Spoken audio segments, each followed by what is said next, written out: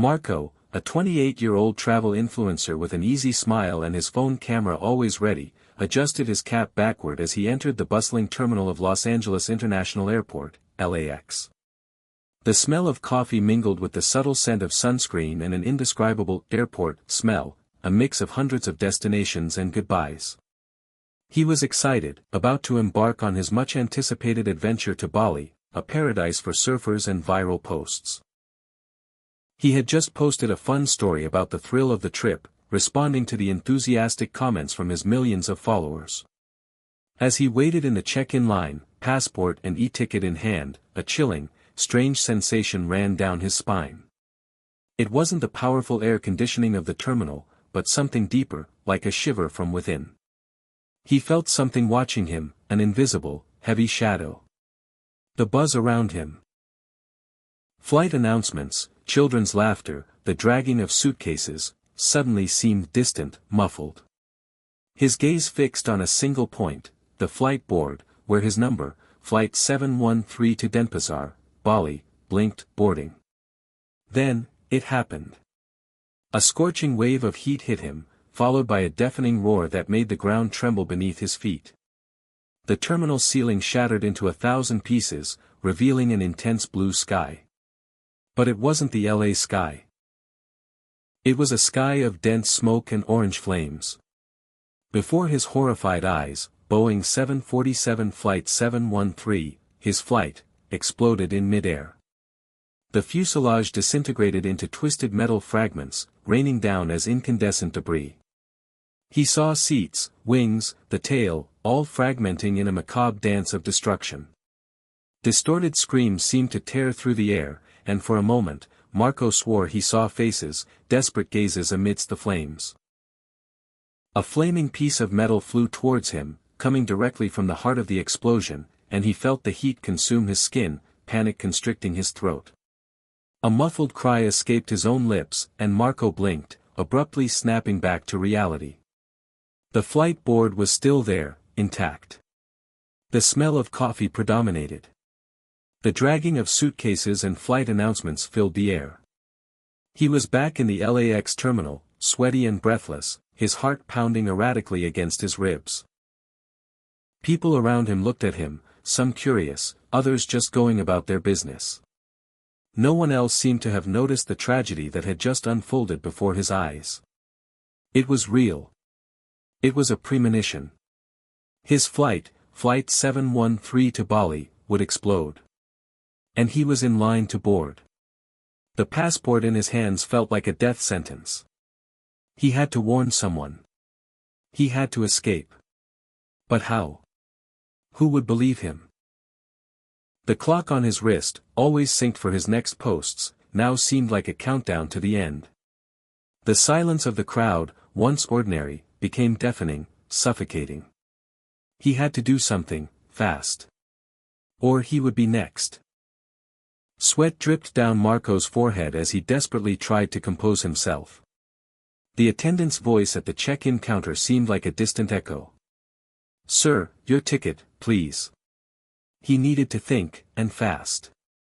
The image of the explosion still burned in his retina. I can't board," he stammered, the air catching in his lungs. "I've had a terrible family emergency.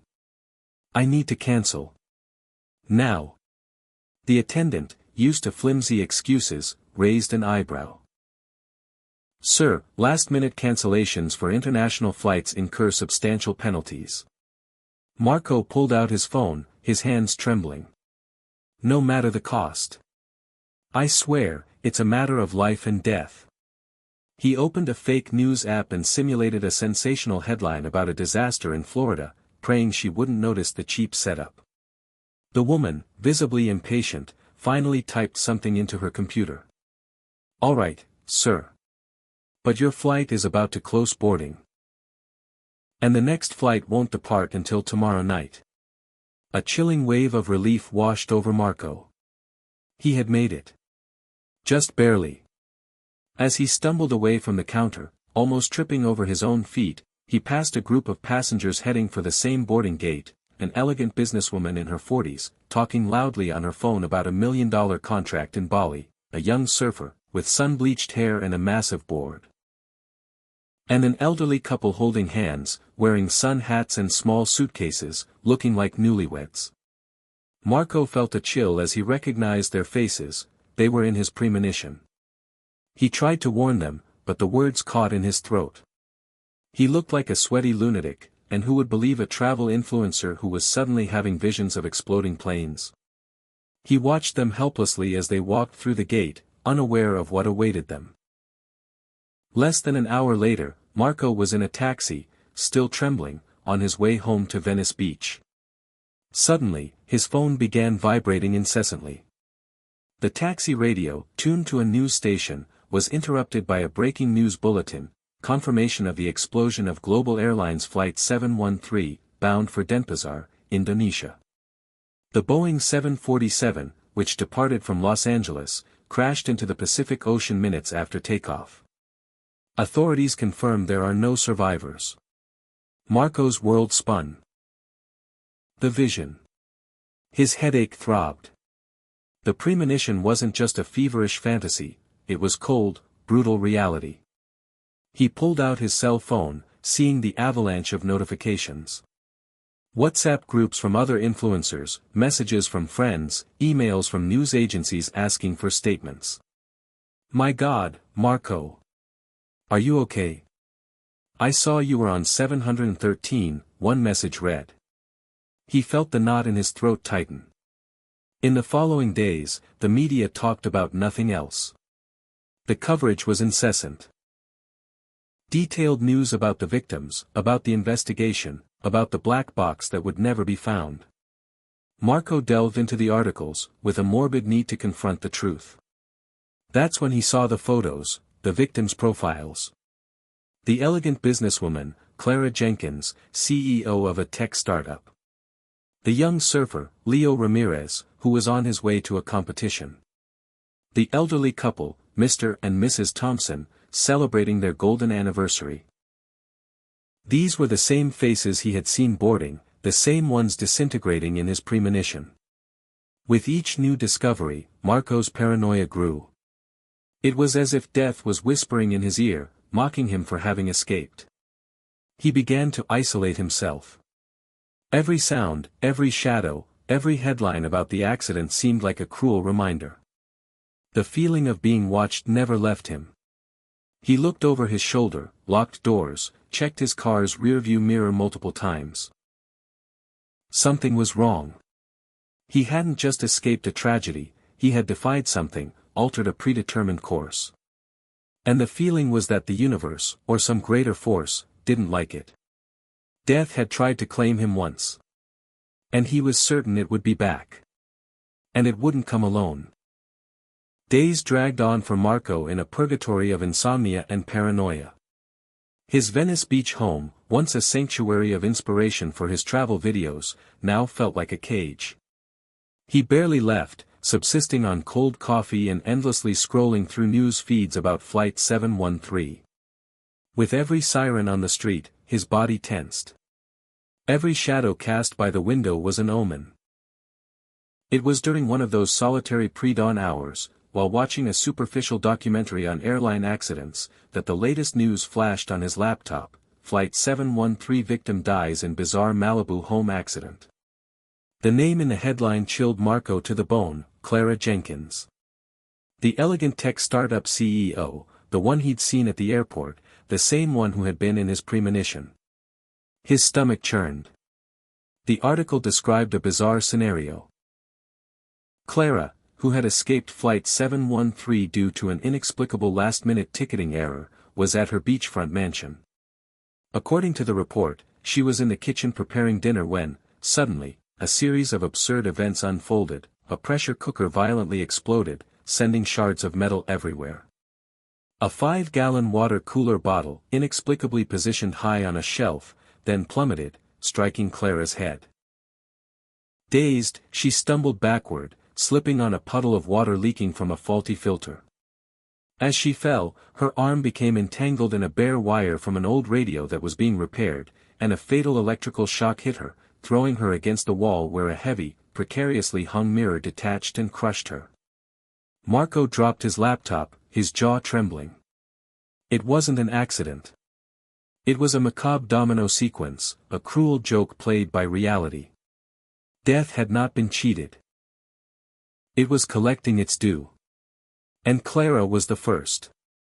Her face, once haughty and confident, now haunted Marco's mind, a new victim in the gallery of his premonition. He needed air. He needed to talk to someone. The only person he thought might, just might, understand was Sarah, his ex-girlfriend and best friend.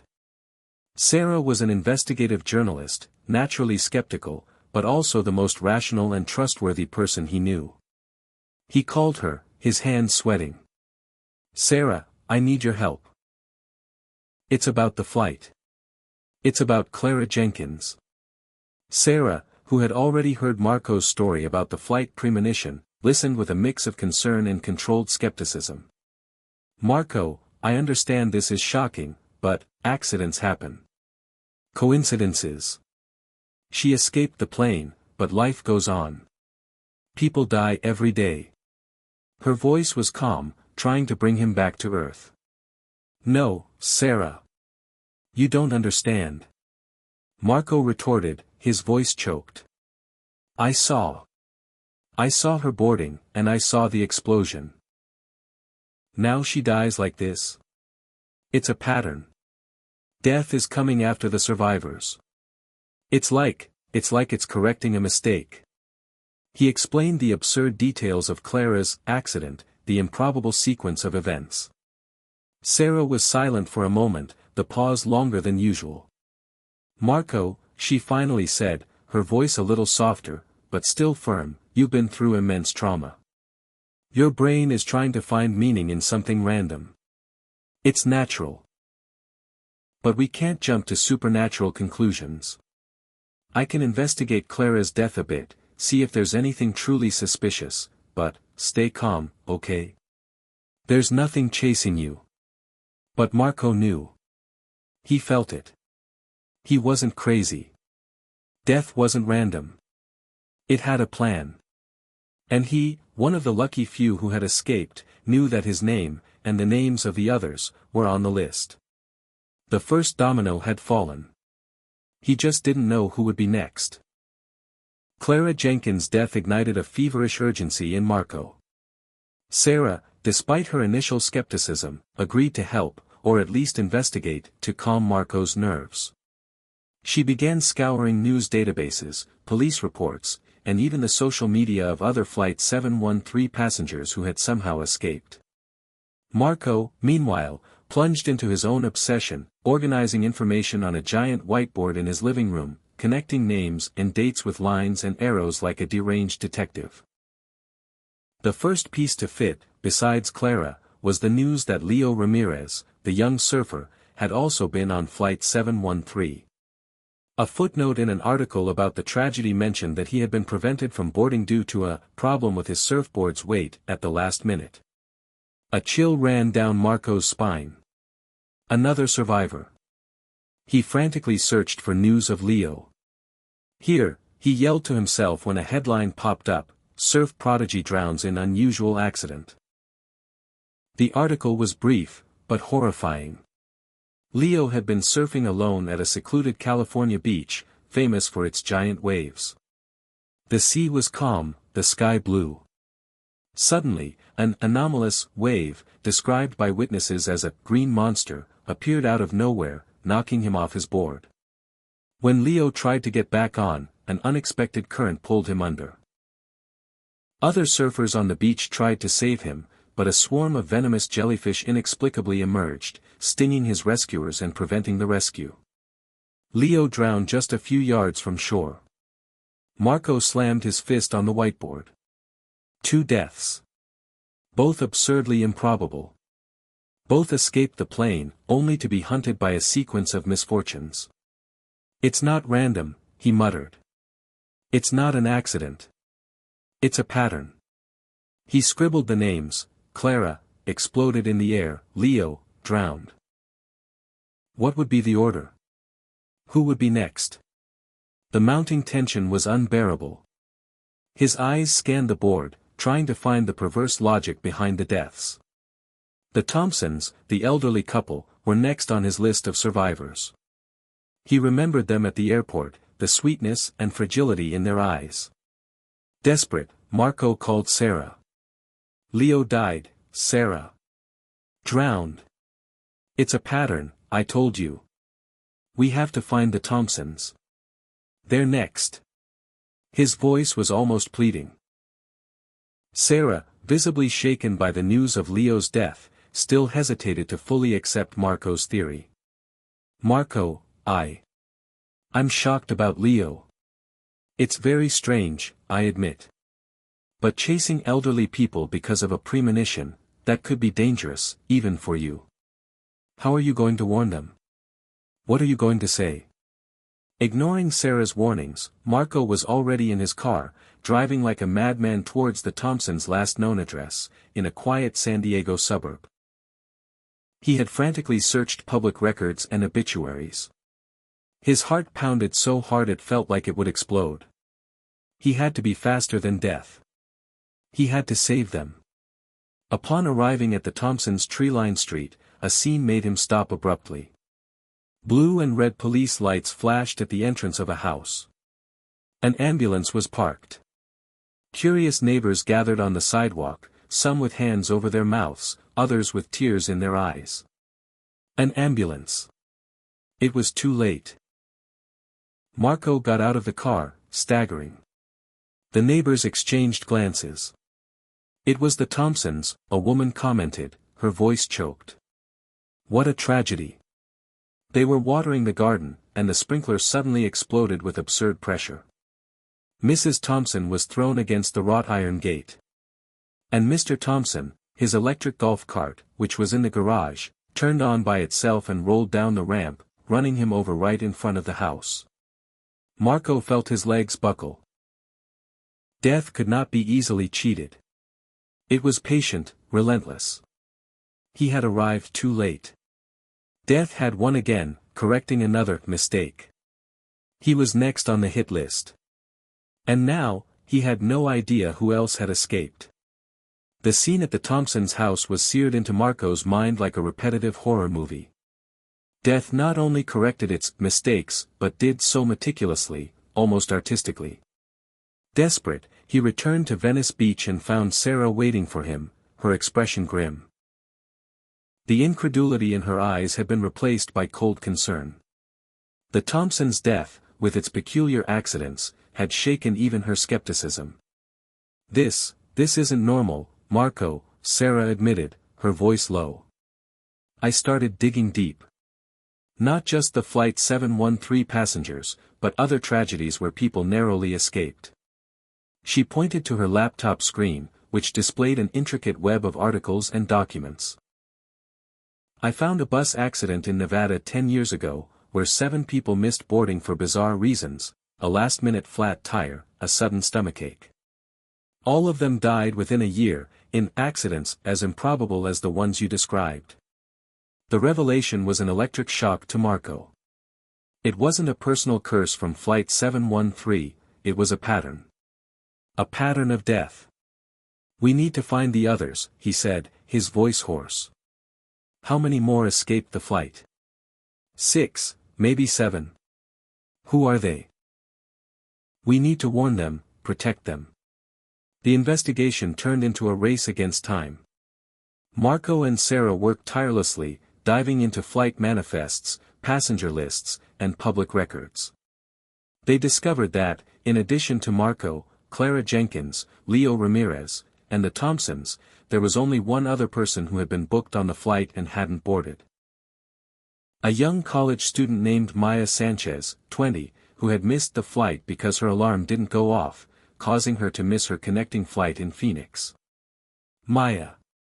Marco exclaimed, feeling a pang of hope. We have to find her. She's next. They located Maya in a college dorm in San Francisco. Marco insisted on going in person. Death had already come too close. When they arrived, they found Maya sitting in a student coffee shop, studying. She was a lively girl, with a worn backpack and her hair pulled back in a bun. Maya, we need to talk. It's about Flight 713, Marco began, trying to sound as normal as possible. Maya's eyes widened. Oh my God. What a tragedy, right? I was so lucky to miss that flight. My alarm didn't go off, and I missed my connection in Phoenix by 5 minutes. It was awful, but I guess fate intended it. Marco and Sarah exchanged glances. Maya, what we're about to tell you is very serious, Sarah interjected, in a more grave tone. They explained Marco's premonition, the bizarre deaths of Clara, Leo, and the Thompsons, the pattern they were uncovering. Maya listened, initially with a disbelieving smile, then with wide, fearful eyes. This is insane. Are you saying I'm next? She stood up abruptly, knocking over her chair. Panic was visible on her face. Don't worry, Maya, Marco tried to reassure her. We'll protect you. We'll break this cycle. They took her to a temporary hideout in an isolated motel. The plan was simple, avoid any risky situations. No transportation, no cooking, no dangerous environments. They monitored her every move, every object around her. It was exhausting, a constant tension. For a few days, it seemed to be working. Maya was safe. Death seemed to have been cheated, or at least, delayed. Marco and Sarah felt a fragile sense of relief. Then, on a rainy afternoon, while Sarah was out getting supplies and Marco was in the next room trying to sleep, a loud noise came from Maya's bathroom. Marco rushed over. The door was jammed. He forced it open, and the scene before him made him freeze. Maya was lying, unconscious, in the full bathtub. The drain was clogged with a lock of mannequin hair she used for practicing hairstyles. A toaster, which she had brought into the bathroom to heat a snack, had fallen into the water, still plugged in. The electric current was fatal. Next to the toaster, floating, was a small toy airplane, identical to Flight 713, which she had bought as a souvenir at Phoenix Airport. Marco screamed. He pulled her out of the water, desperate, but it was too late. Fate, patient and cruel, had finally completed its cycle. Death had found Maya, even in her safe haven. Marco's panic turned into despair and rage. He had failed. Death could not be cheated. It always found a way. And now, only he and Sarah remained. Maya's death shattered any lingering hope Marco had that death could be outsmarted. He felt exhausted, not just physically, but his soul was corroded by the relentless pursuit. Sarah, by his side, showed similar signs of despair, her journalistic resilience replaced by a bitter weariness. They were the last ones. Death's list was almost complete. There's nowhere to go, Marco, Sarah murmured, sitting on the motel floor, her back against the cold wall. Every single one of them, the deaths were so inevitable. How can we fight this? Marco watched the news of Maya's accident. The police had concluded it was a tragic domestic accident, an unbelievable series of coincidences. No one would investigate further. Death was clever. It left obvious clues for anyone who wanted to see them, but made them too absurd for authorities to credit. An idea, born of desperation, began to take shape in Marco's mind. A bold, almost suicidal plan. If death was correcting a mistake, if it was seeking to complete its cycle, perhaps the only way to trick it was to give it what it wanted, but in a way that broke the pattern. What if we face death head-on, he said, his voice hoarse, but with a new spark of determination. If it wants to get us, maybe we have to be the ones to set our own trap. Sarah looked at him, her tired eyes narrowing. What are you thinking? If death is pursuing me because I was supposed to die on the flight, Marco explained, standing up and beginning to pace, then maybe I need to die again. But in a way that death didn't anticipate. Something that confuses it. Or satisfies it in a way that it can't continue the cycle. He grabbed a map of Los Angeles and spread it on the table. Flight 713 crashed in the ocean. The element was water. Leo died in the water. Maya died in the water. Death is linked to water for us. The plan was insane, but it was their only chance. They spent the next hours detailing every step. Death seemed to follow a pattern of chain events, so they needed to create a scenario where that chain was broken, where their death was controlled by them. They headed to a remote cargo dock in the port of Long Beach, under the cover of night. The salty, damp air carried the smell of the ocean, a constant reminder of Marco's premonition. Sarah was nervous but determined.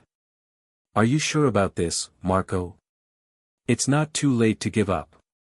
"No," he replied, his voice firm. "It's the only chance. If it works, we'll be free." Their plan involved a small boat, clandestinely rented, and a series of timed devices. The idea was to simulate a severe boating accident in which Marco would be declared dead, but secretly escape. It was risky. Death, as they had learned, was creative. Marco boarded.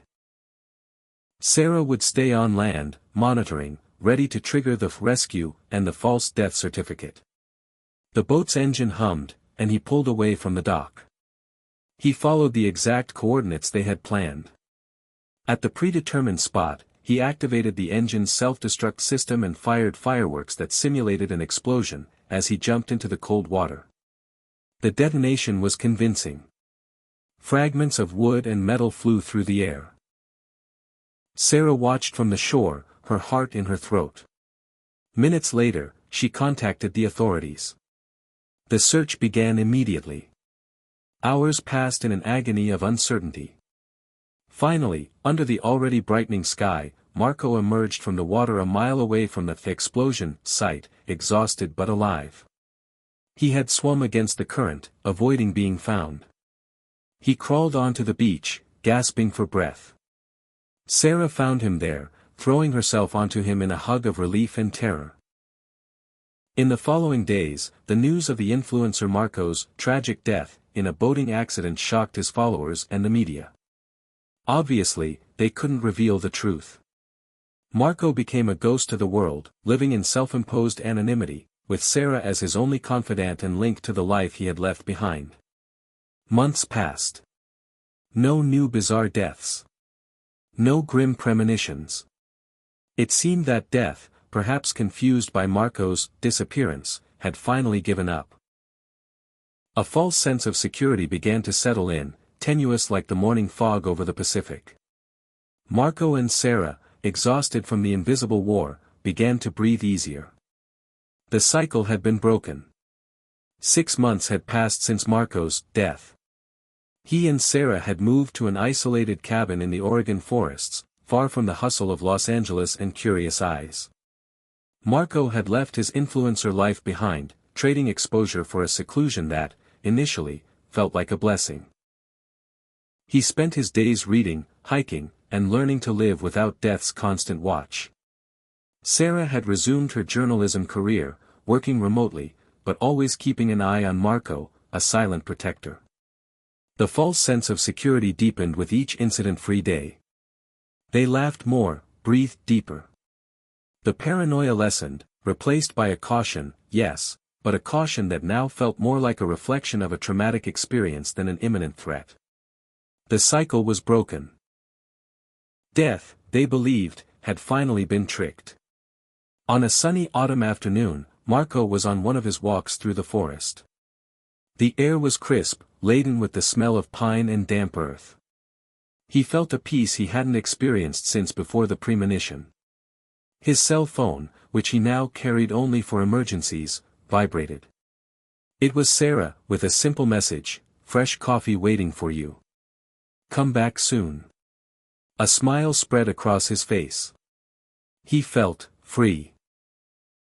As he walked back, along a dirt path that snaked between the towering trees, a strange hum began to fill the air. It was subtle at first, almost imperceptible, like the sound of distant bees. But it grew, becoming a sharp, electric hiss. Marco stopped, his brow furrowed. The sound was coming from above. He looked up. Above him, tangled in the high branches of an ancient cedar, was a web of newly installed high-tension wires, part of a local power grid expansion project he had ignored. The wires swayed slightly in the breeze, and the hum intensified. Then, a dry crack echoed through the forest. A heavy, time-withered branch, precariously balanced on the wires, gave way.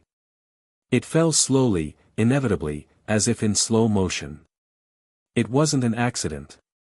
It was a sequence. The branch hit the wires with a blinding flash. An electrical explosion crackled in the air, louder than any thunder. A cascade of incandescent sparks rained down from the cedar, hitting the damp forest floor. Marco had no time to react. A muffled scream escaped his throat as the electrical discharge hit him full on. He fell, his body convulsing for a brief, terrible instant. The watch on his wrist, which he still wore out of habit, stopped. The silence was deafening, broken only by the distant crackle of damaged wires and the acrid smell of ozone and burning. Fate, patient and cruel, had finally completed its cycle. Sarah waited. Minutes turned into an hour. The coffee grew cold. A chilling sensation began to settle in her chest, a familiar dread she loathed. She picked up her phone and tried to call Marco. The call went to voicemail. She called again, and again. Outside, the gentle forest breeze rustled the leaves on the trees, indifferent. The sun began to set, painting the sky in shades of orange and purple. Marco's body lay there, motionless, beneath the cedar, amidst the smell of pine and the silence.